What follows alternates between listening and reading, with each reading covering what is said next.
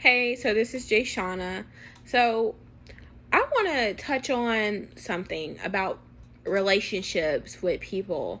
And we're talking about when you're deciding who you want to be with, marry, consider marrying, and really tackle how all that, zodiac compatibility or what everybody else say don't really matter. Because I can sit here and tell you how literally someone I used to go heavy on the zodiac signs in my last relationship. I knew I was dating someone that the chart says I was not really compatible with, and I could tell you how that's true. And then I'm dating someone also in that same sign, not same sign, but same group of zodiac signs, and tell you how we are more compatible and able to work more than anybody I've dated. And then I can tell you how I dated someone literally in the same sign as me, and tell you how that was just bull crap. Okay, so it's not about zodiacs because I don't go off of that, but this is just to tell you that while people want to really be like, oh, this sign hurts this sign and things like that, how no, the way that you are and the way that you handle situations and your communication style and your honesty, those are what either will make or break you. So dating the same sign, I'm thinking, well, let's see here. If I'm real and I'm honest and I'm loyal, they're going to be like that. They wasn't like that. They wasn't honest. They wasn't real. They wasn't, they might have been a protector or a provider. Financially, they were really, really good. Things like that. They came through on things like that. But those other good characteristics I have as a person, they didn't have that. It's not going to work, okay? The other sign that the air group, let's just say the air signs, that we're talking about, my ex, man, look here. I was not perfect. I was not half the woman that I am now. And we're talking about 2 years ago. And although I had my flaws, they had their flaws. Okay? And I remember heavy on that relationship. It was all about the zodiacs. And I remember that's why I got with them. I wouldn't say that's why we broke up. But let me just give you an example of something small that can happen. You have to think about the small arguments you have when you're in a relationship. How you handle this with a person, how it was handled, what could have been better, or did we tackle it? Did we let this continue to be the same problem? So one great example with the last guy, I remember I used to live in the studio, and he came over like either once a week or probably every other week to spend a night, a couple of nights. We used to go get sushi. I used to cook dinners, have my house clean, and I didn't have like a whole, like my kitchen, I stayed in the studio, so it was like a 1-bedroom house situation. So we ate on the big bed I had, or we ate on a chair together with a small table. There was not like a dining room area and a big table or anything like that, okay? So, it was never like a super etiquette, like about etiquette and things like that. But I remember, hear me out. So one time he offered to wash the dishes. He used to, I remember we used to get up. If I was going to cook, he was going to make the bed up. He was very cooperative and collaborating when it comes to chores. Okay. The last guy before him, not really. He might carry the heavy groceries or carry the laundry basket, but or pay for things, but like doing the chores and cooking, that wasn't something he really did. So I might have underestimated the next guy or felt like it was just my job. But here's my point. I remember I had all these special cups. I'm a coffee enthusiast. And we had something oily in a pan. I was like, don't let that mix. Please don't get that in my coffee mugs. And the guy was 14 years older than me, and he's like, why don't you trust me enough to let me wash the dishes. And he just was like, fine, I'll just take out the trash. And he, he just stumbled out the house mad. And, I didn't really consider the fact that he had so many jobs, and even mentioned dishwashing was pretty cool, or he liked it, it was laid back, didn't really think about it at the moment. Okay, didn't give him his credits. And he was the type of person that when he got mad, he was very much he's a very dominant, silent person. Okay, so he'd be mad and maybe he'd say something smart or whatever and just be quiet and be silent. And then I would probably just end up being silent too, and we never communicated when we were mad at each other. We just go to sleep without speaking. And that's how it was communicated. It was no conversation about it. It was just, it happened, the good times are over. And I had just like cooked some nice dinner and did all this stuff, and it just was ruined simply because I didn't want the coffee cups to mix with the pots. And I'm not saying he was trying to do that, he wasn't, but the fact of the matter is, it was like that was thrown up in my face at the end of the relationship as a part of the breakup reason, and that I was too controlling. Okay, another time I was like considered or called too controlling was on Christmas. I remember our first Christmas together. The day was good. We was cooking together, showing recipes, spending time, going at our own pace. But as soon as the food was done, I lay everything out on the table. He hurry up and gobble it down and get up. And I'm like, like, where are you going? Like, why are you leaving me at the table to eat alone? And he was like, oh, me and my daughter, we don't have to eat at the dining room table like that. We don't do that. We can eat wherever we want. Or he basically just tried to make it look like I was just like, oh, we have to eat at the dining room table. No, it's a national holiday. It's about spending time and talking, and none of that was in the air that night. It turns out that, he wasn't really great at communicating plans. We had somewhere to be at like 6 p.m. that night to drop off some collard greens that I made. And apparently there was like 50 more people there that wasn't there the last time I was there. So it was like, I can sit here and tell you all the red flags or all the things he did bad, but that night, I was the only one made out to be the problem. Not just by him, but by everybody at that party, because I was hurt and offended, because I'm thinking this is, it's just me and him. He invited me to come over for Christmas instead of letting me stay home by myself. I bought those groceries, and, everything like that. Well, we went to the party. I didn't want to talk to anybody. Me and him wasn't talking. We were angry at each other. And someone, his baby mother, came up to me and she said that I didn't speak back to her. I remember speaking back to everybody who approached me. And everybody at the party left because of me and her. And it was just terrible. I ended up drinking some wine and just saying, you know what, I don't have to deal with all this. And I was so much younger than him.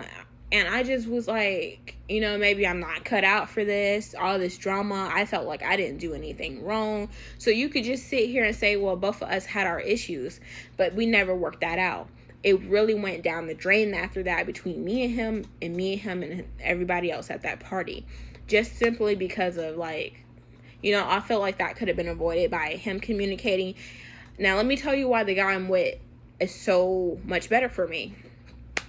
This guy I could consider this man dominant, and what I mean by that is someone who don't mind being in charge and also not controlling.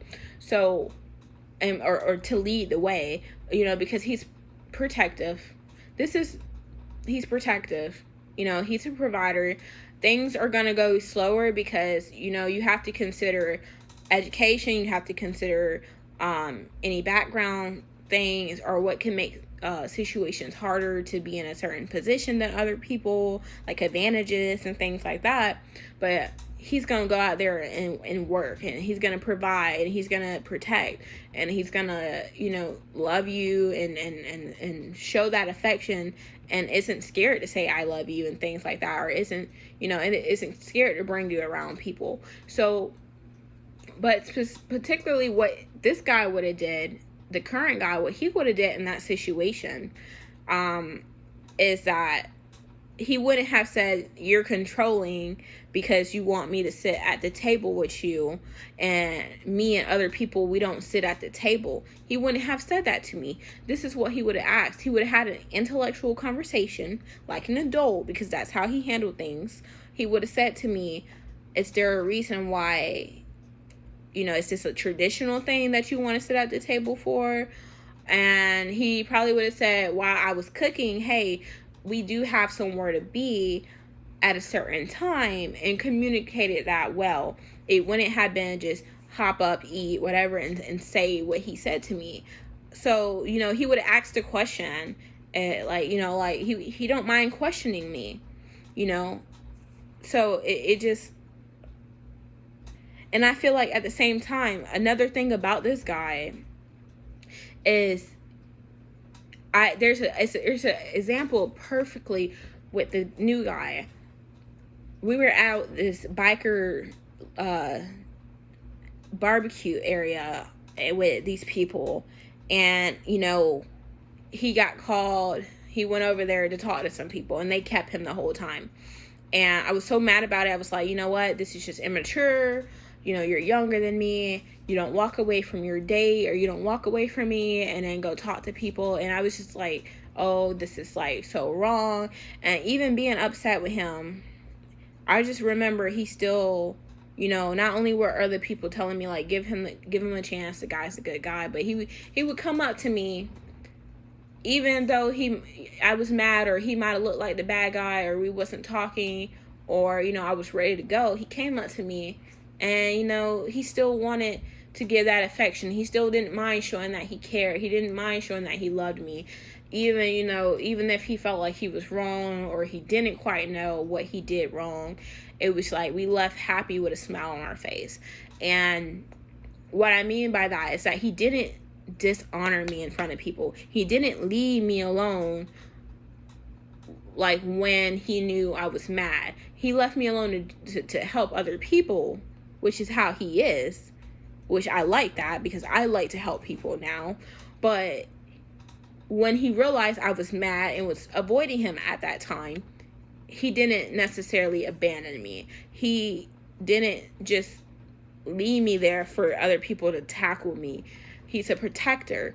The ex at the Christmas party, when everybody was saying, oh, she said you did this to her, or you was this way, and everybody was starting to leave, he didn't come by my side to defend me. He never said a word that said, you didn't do anything wrong, and I'm with you, and I'm on your side, and she's a good girlfriend, and he didn't do anything like that, okay?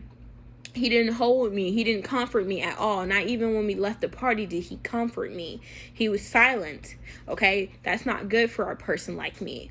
So my point is, even though my partner is someone I can look up to, being that he's younger, he's still a man. He has everything it takes to be a man. And it's just like, what I'm trying to say is that these two people are totally like about 15 years apart, and they're both in this air sign that people say are not compatible with earth signs and things like that. Very little compatibility with this guy on statistic papers if you're going off of astrology. And I'm trying to tell you that because this is the way he is, and this is the way I am, and this is how he handled things, and this is his commitment level, it's so much reason, so it's so important to why he's a better match for me, okay? Unlike the person who was considered the same sign as me in the same way, no. There was benefits, and if we had a kid, we could probably agree on the same rules and things like that. Money wouldn't really be an issue. Work wouldn't really be an issue. But that loyalty and these other things, and the lies and the cheating, all that doesn't match the way I am, because I'm for one man, okay? And the guy that I'm with is for one man. He do want that marriage, and he do want that commitment. Everything isn't life, everything in his life isn't right now, and it isn't great, okay? Just like a lot of us. The ex, I could say the same thing about him. A lot of things isn't right. A lot of things isn't where he wanted it to be financially, with work and situations with people. I could see the same thing.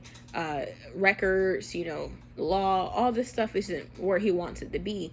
But for someone who went to talking about like 10 different baby names to saying, I just want to be friends with benefits, is the same guy we're talking about. So either somewhere in there he was dishonest, or he's someone who just completely given up. What really bothered me about the last guy was, even though the person that I'm with pretty much did the same thing in a situation, one was recovered because a person can admit that they're wrong, and one was never recovered. Okay, the person who admitted that they were wrong or did something wrong is the one I'm with now. And what I mean by that, we have these triggers with people. We have these times when things seem familiar, or they did something or said something that felt similar to what your ex did that hurted you or caused you to be mad, right? When I would bring certain subjects up, or say I want certain things with the new guy, he was like, well, I did all this for a girl, and she cheated, or she did this, or it wasn't good enough, or I'm scared, I don't know about that. He responded with a little bit of loudness in the tone, and just was upset at once. But we're still together months later. And why? Because we were able to talk about that. I was able to tell him, that's not right. I love you, but that's not right. You're the way that you're talking to me is not respectful. Whereas when my ex felt like, I remember with the baby mother, initially I was like, let's just do what you want. I don't want any problems. I don't want to cause any problems with the child custody or anything like that. He was like, I'm a man. I'm not going to let her tell me what to do. We're not going to do that your way. And, I hate her and she's this way, right? That's just how he was. And I was quiet. And even though I felt like he was wrong and I looked at him that way, that never really got taken care of. Okay, it was just, he would get mad and he would get silent. And it was, like I said, things just never was talked about. I felt like if I did try to say something at that point, if I did tell him he was speaking rudely to me, obviously something triggered him. He felt like he would, he felt like maybe, I see that this whole idea of a woman being controlling or any sign of that really knocks this guy off the ball. Like, he really will say, I give up on love, I give up on relationships because of that. And to me, I the type of person I was, insecure about myself, unsure of my value, would say, you know what, you're right. About a year later, you're right, I was controlling, I was this way, this and that. And it's just like, I used to hold these little things against myself, but they're so small. They're so small. The dishes situation is so small. Okay, the sitting at the table because it's Christmas and I'm a Christian and this is a holiday and a family thing and you invited me over to spend time with me, that's a reasonable response to somebody just hopping right up, going away from me out the blue without me knowing. That's a reasonable response to that. But that was the situation, that was the choice that I made that probably ruined everything that night, because I was upset about something that I should have been upset about or concerned about or questionable about, and it just kept going, and we never talked these problems out. Now, don't get me wrong, there was times with the new guy, he would say, I love you, I gotta go. And I'm like, what's wrong? Not realizing that maybe I was hurting him, or he was keeping his feelings bottled up, but he still showed that love. That didn't change. He could hug me, he could give me a kiss, he would probably go home and feel sad about it, feelings hurt, but then that made me kind of be like, am I wrong? So let me not sit here and say I'm perfect with him and that I was perfect with him too. Like, it's not like that at all. But my point is the way that this guy communicates with me, why he's so, I won't say perfect, but great for me, it's because there's some sensitivity in there. There's some, I was hurt, or I don't want to hurt you, or you are worthy of me, and some admitting, some I do love you, you mean so much, my life is better with you here. These things that we say to each other,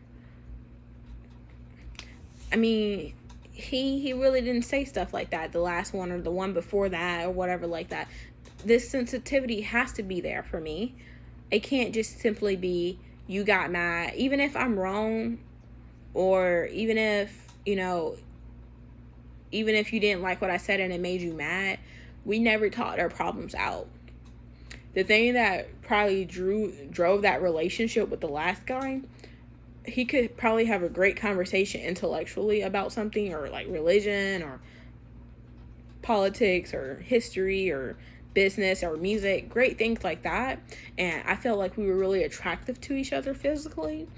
And I felt like he was a great father. There's some traits there, but I would really be honest to tell you, when it comes to the way he deals with relationships and feelings that arrives, because there's always going to probably be a little bit of confusion. There's going to be like, hey, did you mean it that way? Are you this way? Is this a red flag, or is this not a red flag? What if this is me putting something in my past that happened on me to you, assuming that you're that way? None of these things came up, okay? Things like this happens. And maybe it took going through that with him to even realize, I don't want to do this